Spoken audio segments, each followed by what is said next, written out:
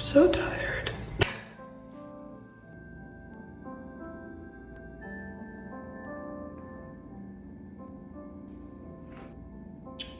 Outfit of the day. I'm wearing this adorable peachy denim dress that I recently got. And then my YSL Mombasa. It's like 1 degree outside, so not too bad.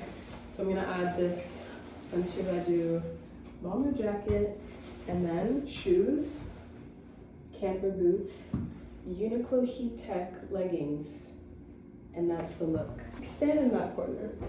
Yes, yes ma'am. Turn around. Oh my god. Yeah.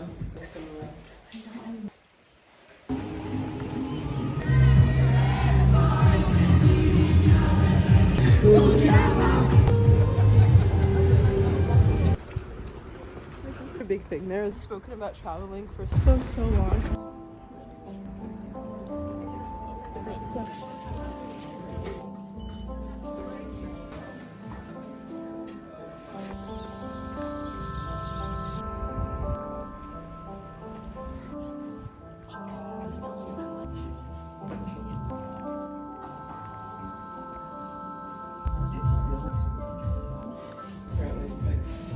Oh, that's sick. It's beautiful. Oh, I want to see the color of the writing. The paper's also super soft. Archie Moore, Kith and Ken.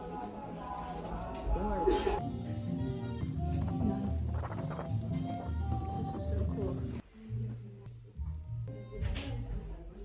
If you're in Berlin, you need to come here.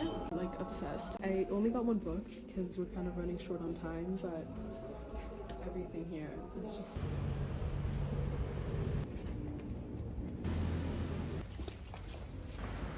Out. Yeah, later if you guys end up just getting like dinner or... Yes, I think Claire and I spent the afternoon wandering through Berlin, dipping in and out of small shops, letting whatever caught our eye pull us along.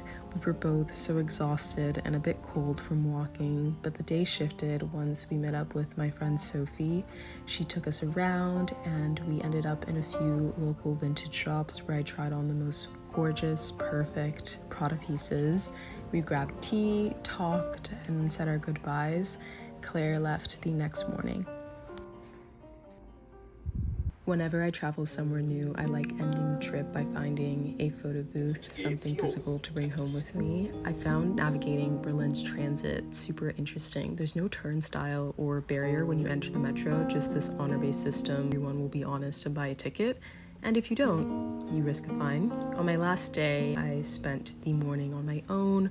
I wandered through a different neighborhood, stopped by West Berlin, and sat for a while just reading and watching the light move through the trees outside. Since the Koenig Gallery was just next door, I got up and spent the rest of the afternoon exploring. I've always loved museums. They're one of the few places where I feel both excited and calm. After walking through the exhibition, I ended up in the gift shop, of course, and I found a book that I couldn't stop touching. The book is by David Zinke, whose work often deals with identity, migration, and cultural translation.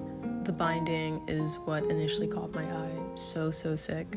As I opened it, the pages unfolded in this incredibly tender way. Soft paper, wide spacing, images placed next to each other like a conversation. It felt like something that would stay with me, so I bought it without hesitation.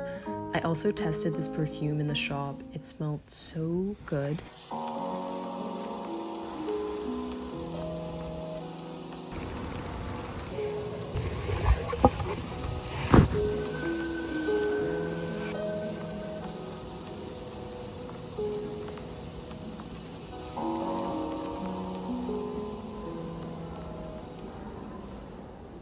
My last stop of the day was the New National Gallery, which is by far one of my favorite museums I visited this year. It is incredibly vast and carries such an extensive range of 20th century works from different artists. I only had time for 1 floor, but even that was enough to leave something with me. There were moments where a piece would remind me of artists I've admired for years, and seeing certain works in person for the first time, textures, layers, things that don't translate through screens was so special. I was by myself, which is something I've grown to enjoy more and more. Just me, my music, walking at my own pace. Caught myself smiling a bit, realizing it had only been a month since I started my exchange and somehow I was already here in Berlin. It felt really sweet and made me feel so hopeful for the rest of the year. By this point, I was quite tired. My phone was about to die, so I quickly finished with another photo booth photo, grabbed some postcards, a t-shirt, crossed the street to the library, and charged my phone.